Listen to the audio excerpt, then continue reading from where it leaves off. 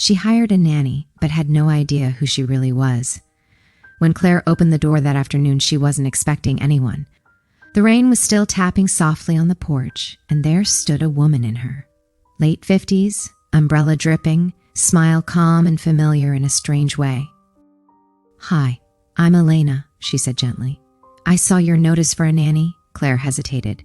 She hadn't even posted it that morning yet. But somehow, this woman already knew. Still, something about her felt safe, the kind of presence that fills a room without saying much. So Claire invited her in. The house was a mess. Baby toys, bottles, laundry half folded.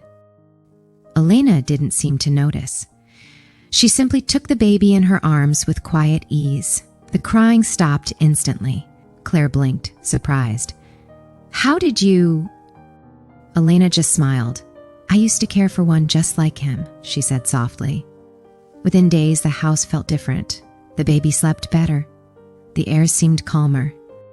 Even the walls, once heavy with silence, seemed lighter. Elena never spoke much about her life, but every move she made carried warmth, like she knew this place better than she should. One night, Claire walked into the nursery and found Elena humming a tune, a melody Claire hadn't heard since childhood. She froze. "My mom used to sing that to me," Claire whispered. Elena paused, her face unreadable. "It's an old song," she said. "Mothers used to sing it to remind their children they were safe." Claire nodded, though unease stirred in her chest. The next morning, while tidying up, she noticed a small locket had fallen from Elena's sweater pocket. It was old and worn. Curiosity got the better of her. She opened it. Inside was a picture of her mother. Her hands went cold. She dropped it onto the counter, staring at it like it couldn't be real. Her mother had died 5 years ago. There was no way Elena could have known her. When Elena came back into the kitchen, Claire couldn't stop herself. "Why do you have this?" she demanded, voice trembling. Elena's face softened. She looked down at the locket for a long moment, then met Claire's eyes. "Because she gave it to me," she said quietly. "A long time ago."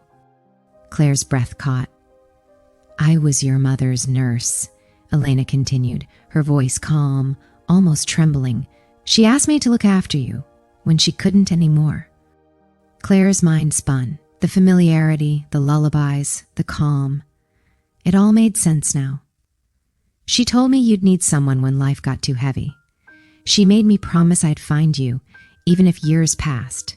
I didn't come sooner because I wanted to be sure the moment was right." Tears filled Claire's eyes as the baby stirred in Elena's arms. The woman who had walked into her life out of nowhere had been carrying her mother's last wish all along. That night, after putting the baby to sleep, Claire found the courage to ask one more question. "Why didn't you just tell me?" Elena smiled faintly. "Because love doesn't always need to announce itself. Sometimes it just comes quietly and waits to be recognized." Claire nodded slowly, her heart heavy but warm. The next morning, when the sun poured through the windows, the house felt different again, not just peaceful, but whole.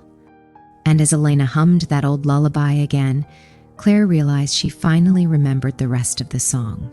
If this story touched your heart, don't forget to like the video and subscribe for more stories that remind us how love sometimes returns in the most unexpected ways. Tell me where you're watching from. Let's see how far this story travels.